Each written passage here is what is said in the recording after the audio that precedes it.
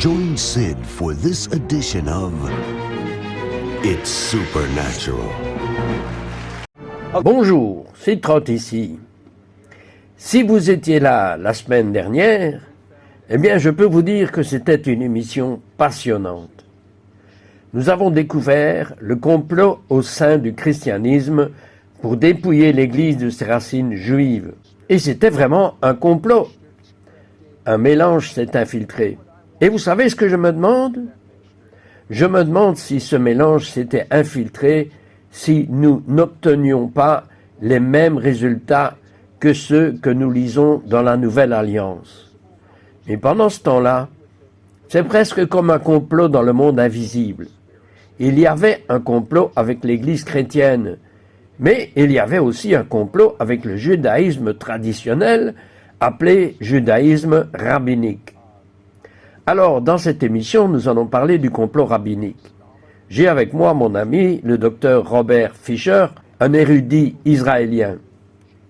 La plupart des croyants et des juifs qui ne croient pas en Jésus n'ont absolument aucune connaissance de ce qu'était le judaïsme juste avant la venue de Jésus. Beaucoup de chrétiens connaissent un groupe de juifs appelé les Sadducéens, un autre groupe de juifs appelé les pharisiens, mais très peu ont entendu parler des Esséniens. Pour mieux comprendre, Dr Robert Fisher, à quoi ressemblaient les Sadducéens? Quelles étaient leurs croyances? Les Sadducéens étaient les gardiens du temple. Ils formaient l'aristocratie. Leur vie était totalement liée au temple. Et lorsque le temple a disparu en 70 après Jésus-Christ, ils ont disparu avec lui. Ils ont tout simplement disparu et ils n'ont laissé aucune trace. Ok, et les pharisiens? Les pharisiens ont connu une bien plus grande transition. Ils sont sortis et sont devenus les gardiens du système synagogal. Ils ont remplacé en quelque sorte le système du temple et ils ont opéré une transition vers le judaïsme rabbinique moderne. Ce que le judaïsme rabbinique défend aujourd'hui, il a appris des pharisiens. Ok, il y avait aussi un troisième groupe, dont très peu de personnes, jusqu'à la découverte des révélations des rouleaux de la mer morte, connaissaient l'existence. Ils étaient appelés les Esséniens. Quelles étaient leurs croyances? Les Esséniens étaient un peuple fascinant. Il y avait en réalité deux groupes. Un groupe installé à Qumran, qui a rédigé les rouleaux de la mer morte. Il y en avait peut-être jusqu'à 100 000 à une époque, mais dans toute la Galilée, dans toute la Judée, dans ce qui est aujourd'hui la Syrie, ils étaient environ 300 000, voire plus. Peut-être même jusqu'à 1 million, selon certaines sources. Ces Esséniens nazaréens étaient la branche nazaréenne des Esséniens, et leurs croyances correspondaient à la compréhension chrétienne actuelle, je suppose. Vous avez bien entendu, c'est absolument incroyable. Et Bob, comme vous me l'avez expliqué, quand on voit dans le Nouveau Testament le chemin où les Nazaréens, il s'agissait d'Esséniens au sein de ces groupes. Ils l'étaient. Ils étaient presque entièrement Esséniens. Il y avait certainement des chrétiens païens, des premiers croyants païens dans ces groupes, même des croyants païens pré-pauliniens.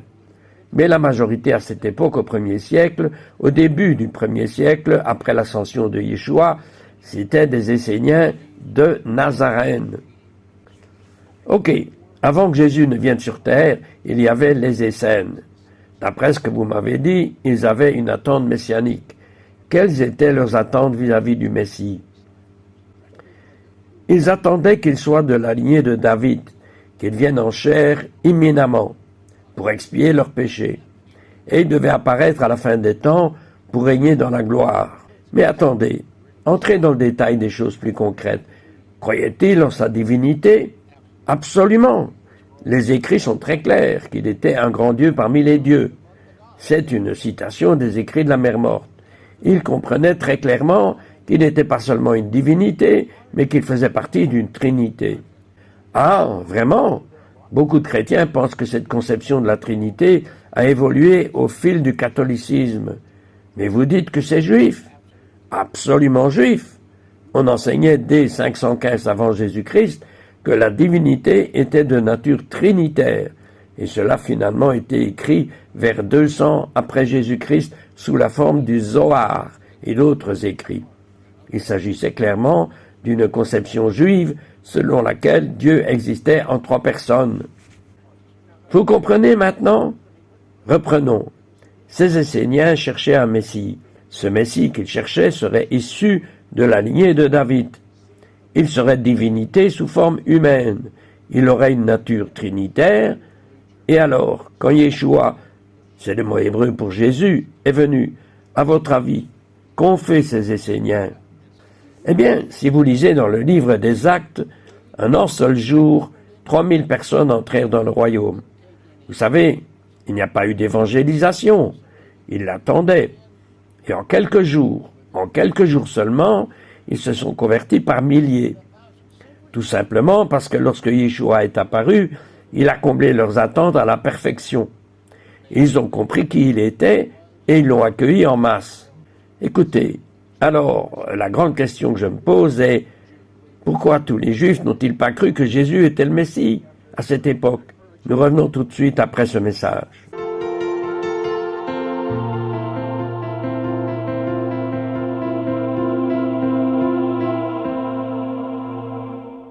Nous vous invitons à découvrir le ministère Salut pour le monde du pasteur Daniel Vindigny, apôtre et docteur de la parole qui marche avec le Seigneur depuis près de 50 ans. Le pasteur Daniel Vindigny est reconnu en francophonie pour son combat pour le salut des âmes, le réveil de la nation et son amour pour la personne du Saint-Esprit. Chaque lundi soir, il prie pour vous en direct sur sa page publique Facebook. Vous pouvez le retrouver sur sa chaîne YouTube Daniel Vindigny, où il dispense chaque semaine de nouveaux enseignements de qualité pour l'édification et la bénédiction du corps de Christ. Si vous souhaitez grandir dans votre marche spirituelle, connectez-vous à l'Institut Daniel Vindigny et découvrez ses nombreux ouvrages sur le site danielvindigny.com.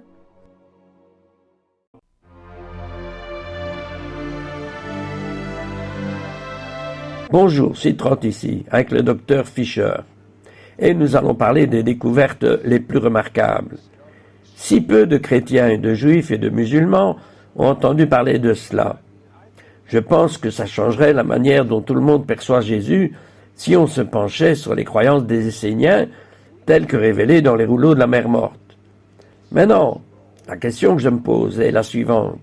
Il est si évident ce que ces Esséniens croyaient avant la venue de Jésus. On comprend pourquoi les Esséniens croyaient en Jésus, mais pourquoi tous les Juifs n'y croyaient-ils pas à l'époque? Eh bien parce qu'ils étaient très sectaires, par nature. À l'époque, si vous vous souvenez, nous avions les Sadducéens qui faisaient leurs choses. Ils étaient tristes. Ils ont disparu, ils étaient très tristes. Et nous avions les pharisiens qui ont suivi leur voie, qui étaient en grande opposition. Vous savez que Yeshua était très en colère contre les Sadducéens et les pharisiens. Mais vous ne voyez rien. Vous ne voyez même pas les Esséniens mentionnés par leur nom dans la Nouvelle Alliance, dans le Nouveau Testament. Pourquoi? Parce que Yeshua était évidemment très satisfait d'eux. On les appelle la voie. On les appelle les Nazaréens. Mais pas les Esséniens, comme c'est courant aujourd'hui. Ok, alors qu'ont fait les autres types de Juifs qui ne croyaient pas en Yeshua? Eh bien, comme je l'ai souligné plus tôt, ces Sadducéens qui étaient tristes ont tout simplement disparu. Les pharisiens sont devenus le judaïsme rabbinique moderne. Ils ont adopté cette façon de penser. Ok, alors quel est le problème avec l'enseignement moderne? Ils passent à côté du Messie. Le Messie va venir, selon leurs estimations, à un moment futur. Mais quand il viendra, il va résoudre tous les problèmes du monde. Il sera un homme qui apportera la paix. Il sera un grand juge. Il sera un guerrier, un chef d'homme. Mais il ne doit en aucun cas être confondu avec Dieu. Eh bien, vous savez, la seule chose que je sais, venant d'une tradition juive, c'est le Shema. Shema Israël Adonai Eloheinu Adonai Echad. Écoute Israël, l'Éternel est notre Dieu, l'Éternel est un. Ok, maintenant, si par conséquent, nous, Juifs, disons ceci, Yeshua, nous ne pouvons pas croire en une nature trinitaire, en une divinité, en un Messie, à cause du Shema et à cause des articles de foi du Rambam. Expliquez. Ah, c'est l'un de mes sujets préférés. Echad. Écoute, ô Israël, l'Éternel notre Dieu, l'Éternel est Écad. Le mot Écad en hébreu permet une pluralité au sein d'une unité. Par exemple, et ce n'est qu'un seul exemple parmi beaucoup d'autres tirés de l'Ancien Testament, un homme et une femme deviendront une seule chair. Écad. Attendez, si cela signifie que deux personnes, l'homme et la femme, deviennent un, Écad, cela signifie unité multiple. Alors pourquoi nous, juifs, d'un point de vue rabbinique, ne croyons-nous pas en une unité multiple de ce Dieu unique? Parce que Maïmonide, Rambam, qui a vécu au XIIIe siècle, si je ne me trompe pas, après avoir reçu les dates, il a écrit sur les 13 articles de la foi juive, qui sont en réalité devenus les fondements de ce que croient les juifs rabbiniques modernes, il a pris le chemin. Écoute Israël, l'Éternel est notre Dieu, l'Éternel est un, et l'a fondamentalement perverti en remplaçant le mot un par Écad, par Yachid, et Yachid signifie unité indivisible. Eh bien, pourquoi aurait-il déformé la Torah? C'est exactement ce qu'il a fait. C'est précisément ce qu'il a fait. En fait, un autre article de foi est « Dieu ne pourra pas prendre chair humaine ». Mais que croyaient les Esséniens? Les Esséniens croyaient exactement le contraire. Les Esséniens croyaient qu'il viendrait en chair. Ils l'attendaient imminemment. Vous savez, si chaque juif comprenait exactement ce que le docteur Robert Fisher dit, c'est ça le judaïsme, c'est le vrai judaïsme. Le judaïsme, c'est croire en un Dieu venu sous la forme d'un homme, qui avait une nature trinitaire, qui était de la lignée de David. Tout cela était cru. Combien direz-vous que parmi ces juifs étaient croyants? À la fin du 1er siècle, les chiffres varient considérablement. Mais le chiffre le plus élevé est de 1 million. 1 million, c'est 33% des juifs de cette époque qui croyaient en Yeshua. Si ce chiffre est exact, aujourd'hui, moins de 1% des juifs du monde croient en Yeshua. Nous avons donc chuté d'une véritable compréhension à 33% à moins de 1%. Ok, je veux en savoir plus sur ces Esséniens et les rouleaux de la mer Morte. Tout d'abord, parlez-moi brièvement de ce que sont les rouleaux de la mer Morte. Eh bien, les rouleaux de la mer Morte ont été écrits sur une période allant de 270 avant Jésus-Christ à 70 après Jésus-Christ. Ils ont été écrits par un groupe de moines célibataires de Qumran. Tous les livres de l'Ancienne Alliance sont inclus. Mais il continuait aussi de nombreuses interprétations personnelles et de nombreuses idées du Nouveau Testament. La théologie chrétienne était incluse dans les rouleaux, écrits par ces gens bien avant que Paul ne parcourt la terre, bien avant que Yeshua ne parcourt la terre. La théologie et la doctrine chrétienne ont été écrites et consignées dans les rouleaux de la mer Morte. Des choses comme la grâce et la prédestination. La grâce, ils croyaient en la grâce, oui. J'ai toujours pensé en termes de mentalité des œuvres au sein du judaïsme. Au sein du judaïsme rabbinique pharisaïque, mais pas au sein du judaïsme essénique. Donc, ils avaient une compréhension très claire de la grâce. Ils avaient une compréhension très claire de la prédestination. Et ils avaient une compréhension très claire de la scène. Quoi? Vous dites qu'avant la venue de Jésus, ils comprenaient la communion, la scène? Absolument. Il y avait une sorte de scène à chaque repas important. Priait-il pour les malades? Oui, il priait pour les malades. Oh, écoutez, le temps nous est compté. On revient tout de suite après ce message. Ne partez pas, on revient tout de suite.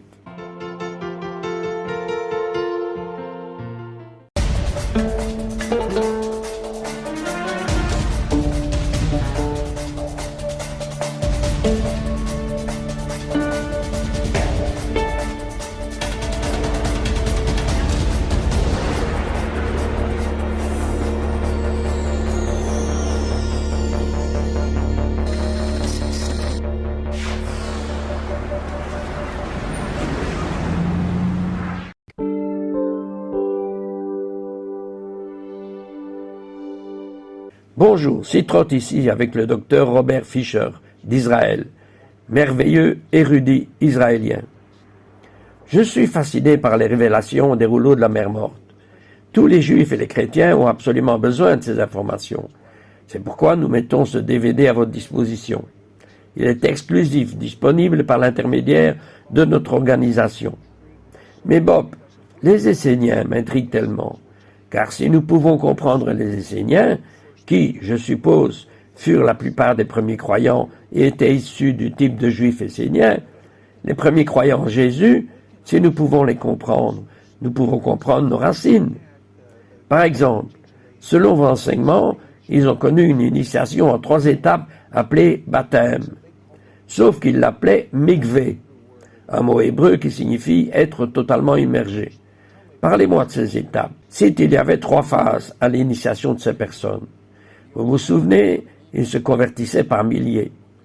Un jour, ils étaient 3000, ils descendaient dans une grotte, ils étaient supervisés par des diaconesses et des diacres comme il se doit, ils furent oints d'huile, et dans l'obscurité la plus totale, ils furent oints d'huile. Ils se repentirent de leurs péchés, ils firent une profession de foi, puis toute la grotte fut illuminée par des centaines de lampes romaines à pétrole. Leur corps brillait. Puis la phase suivante fut la descente dans les catacombes. Leurs catacombes étaient toutes sous les montagnes. C'étaient les premiers croyants. Oui, c'étaient les premiers croyants. Ils étaient les premiers croyants juifs en Yeshua. Et c'est incroyable de savoir ce qu'ils ont fait. Vous savez où cela est contenu? Cela a été contenu dans les premiers pères de l'Église catholique romaine. Et c'est très bien documenté. C'est étonnant que personne ne le sait aujourd'hui. Enfin, on le sait si on croit assez profondément. Eh bien, eux, ils le savent. Mais la plupart d'entre nous l'ignorons. C'est vrai. Bref, ils étaient dans le couloir, il y avait un mikvé, un lieu d'immersion, et ils se sont immergés 3 fois. Immersion totale à la manière juive. Auto-immersion supervisée par un diacre ou une diaconne selon le cas. Ils ont d'abord été baptisés au nom du Père, puis au nom du Fils, puis au nom du Saint-Esprit. Et c'était la 2e phase. Alors, toute cette histoire du Jésus seul est une écriture de retard? Bien sûr, la 3e partie me passionne vraiment. Ils sont passés à la partie suivante. Et la partie suivante était analogique au baptême pentecôtiste dans le Saint-Esprit. Ils ont donc été baptisés dans le Saint-Esprit. C'était une immersion totale, ou comment faisait-il? L'immersion faisait partie de la 2e phase. Comme vous vous en souvenez, ils ont été immergés. Ok, oui, mais comment ont-ils été immergés? Ils ont été immergés, ils se sont immergés eux-mêmes. Eux-mêmes? Vous voulez dire que personne ne les a retenus? Non, ils étaient littéralement accroupis dans l'eau. Et la personne qui supervisait cela était un diacre ou une diaconesse, s'assurant qu'ils soient complètement immergés. Je baptise en Israël de la même façon aujourd'hui. Que voulez-vous dire par rassurer? Eh bien, pour être sûr que leur tête était bien sous l'eau. Ils les ont poussés sous l'eau. Ils les ont poussés sous l'eau pour être sûrs. Oh là là, je crois qu'aujourd'hui vous auriez un procès. Et je n'en ai pas encore eu. Et ils ont été baptisés au nom du Père, au nom du Fils et au nom du Saint-Esprit. Puis ils sont passés à la 3e phase, qui se déroulait un peu plus loin dans les catacombes, où ils ont été baptisés du Saint-Esprit. En quelque sorte, parlés en langue, on a prié pour eux et ils sont partis en parlant en langue. Ils ont donc tout reçu. Maintenant, permettez-moi, j'ai entendu tellement de choses. Je ne sais pas si vous avez vu quelque chose à ce sujet, je suis curieux. Mais on m'a dit qu'il y avait une foi dans le mikvé primitif, ou le baptême pour ces croyants juifs, selon lequel, lorsqu'ils passaient sous l'eau, les forteresses démoniaques dans leur vie restaient sous l'eau. Et ils connaissaient une forme de délivrance en remontant à la surface. En fait, c'est probablement vrai, mais le principal repentir et la renonciation à Satan ont eu lieu lors de la première phase, comme vous vous en souvenez. Mais ils n'ont pas attendu 6 mois comme les chrétiens d'aujourd'hui. Ils l'ont été instantanément après. Ils l'ont été instantanément dès qu'ils ont quitté cette cérémonie. Ils étaient pleinement nés de nouveau en Yeshua. Ils ont été baptisés. Voilà mon style de disciple. Amen. C'était ça. Mais ce qui m'étonne, c'est que des milliers de personnes ont suivi ce processus. Des milliers, en une seule journée, souvenez-vous, 3000. Et chaque jour, il y avait des milliers et des milliers. À la fin du 1er siècle, nous avions affaire à quelque chose comme 1 million de juifs croyants en Israël qui avaient traversé ce processus en 3 étapes et en étaient ressortis comme des juifs fervents croyants. Or, ils n'étaient pas chrétiens, c'étaient des Juifs qui avaient anticipé le Messie, et ils l'avaient accueilli. Ils étaient tout simplement des Juifs accomplis, si l'on peut dire. Il existe toutes sortes de noms pour notre peuple qui prêtent à confusion. Mais qu'est-il arrivé à tous ces gens, ces Esséniens, et à ce million de Juifs croyant au Messie? Pourquoi? Que leur est-il arrivé? Ils ont été en gros discriminés par les Romains de l'époque. En 135 après Jésus-Christ, la révolte éclata menée par un rabbin Akiva, qui a accueilli un faux Messie. Vous voulez dire que les rabbins ont fait une erreur sur le Messie? Absolument. Eh bien, devinez quoi? Si les rabbins ont commis une erreur et ont nommé un faux Messie, non pas une seule fois, mais à plusieurs reprises, peut-être se sont-ils trompés sur le vrai Messie. Amen, c'est certainement ce qui s'est passé avec lui. Quoi qu'il en soit, le rabbin Akiva a nommé Bar Kokhba en 135 après Jésus-Christ. Et vous savez, ce mouvement essénien, ces nouveaux croyants juifs, ils étaient nombreux à cette époque. Ils étaient des centaines de milliers en tout cas. Et ils voulaient qu'ils se joignent à lui contre les Romains, dans une rébellion laïque. Mais il y avait un piège. Ils devaient accepter son Messie, son faux Messie, Bar Kokhba, et ce faisant, renier leur Yeshua. Évidemment, en tant que croyants nés de nouveau en Yeshua, ils ont refusé de le faire, et ce fut le début de la chute majeure. Car tout le judaïsme de l'époque, à l'exception des Esséniens, se tourna contre eux et ils commencèrent à s'autodétruire. Puis bien sûr, les Romains se retournèrent contre eux également. Alors, mon Dieu, je veux dire, parlons de la situation. Un véritable dilemme. Ici, les croyants juifs au Messie ont été rejetés de l'Église. Ils ont été rejetés par les rabbins. Et c'est pourquoi beaucoup se sont assimilés. Et aujourd'hui, ils ignorent même leurs racines juives. Mais la vérité, c'est que les racines du christianisme sont juives. La vérité, c'est que la chose la plus juive que vous puissiez faire, c'est de croire que Yeshua, le nom hébreu de Jésus, est le Messie juif. La vérité est la suivante. Si vous n'êtes pas juif, Dieu vous aime autant que tous les juifs. Il est plein d'amour. Son plan est de briser la séparation entre juifs et non-juifs, afin de créer quelque chose de nouveau. Et ce nouveau monde est appelé l'homme nouveau. Et il a un nom. Son nom est Yeshua. Apprenez à le connaître. Écoutez, vous avez été déçus par les hommes? Ne vous laissez jamais décourager de Dieu par les hommes. Il existe une paix qui vous est accessible et qui dépasse toute intelligence.